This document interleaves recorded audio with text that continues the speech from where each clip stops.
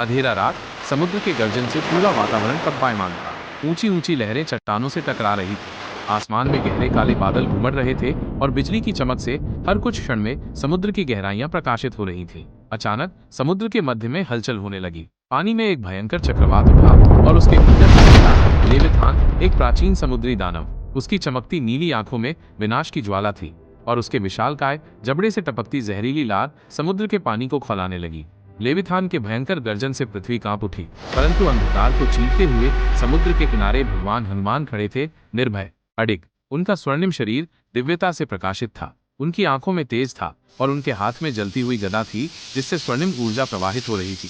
हनुमान जी ने गर्जना की, राक्षस, अब भी समय है, लौट जा, अन्यथा तुझे मेरे हाथों संहार सहना पड़ेगा। पर लेविथान कहाँ मानने वाला था। उसने एक भयंकर गर्जना की और अपनी विशाल पूंछ से समुद्र में एक विकराल भंवर उत्पन्न कर दिया। उस भंवर ने आसमान तक पानी उछाल दिया। समुद्र के जीव चीत्कार करने लगे, लहरें पहाड़ों जैसी ऊंची उठने लगी और फिर लेविथान ने अपनी तेज धारदार दांतों से हनुमान जी पर हमला करने के लिए छलांग लगाई।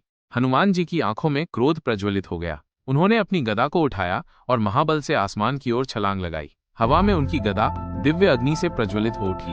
उन्होंने जोर से पुकारा, जय श्री राम, और अपनी पूरी शक्ति से लेविथान की ओर बढ़ चले।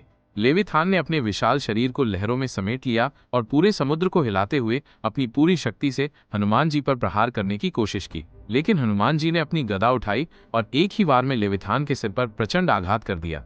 धड़ाम! एक भीषण विस्फोट हुआ। गदा के प्रहार से आकाश तक ऊर्जा की लहरें उठी। समुद्र हिल उठा और लेविथान दर्द से चीख उठा। उसकी आंखों की रोशनी बुझने लगी और धीरे धीरे वो समुद्र की गहराइयों में समा गया।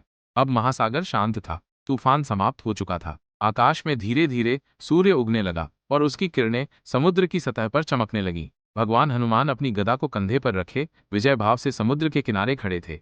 उनकी आंखों में दृढ़ता थी और उनके मुख से निकले शब्द युगों तक गूंजने वाले थे। अंधकार समाप्त हुआ, धरा पर संतुलन लौट आया, लेकिन इस युद्ध की गाथा युगों तक गूंजती रहेगी।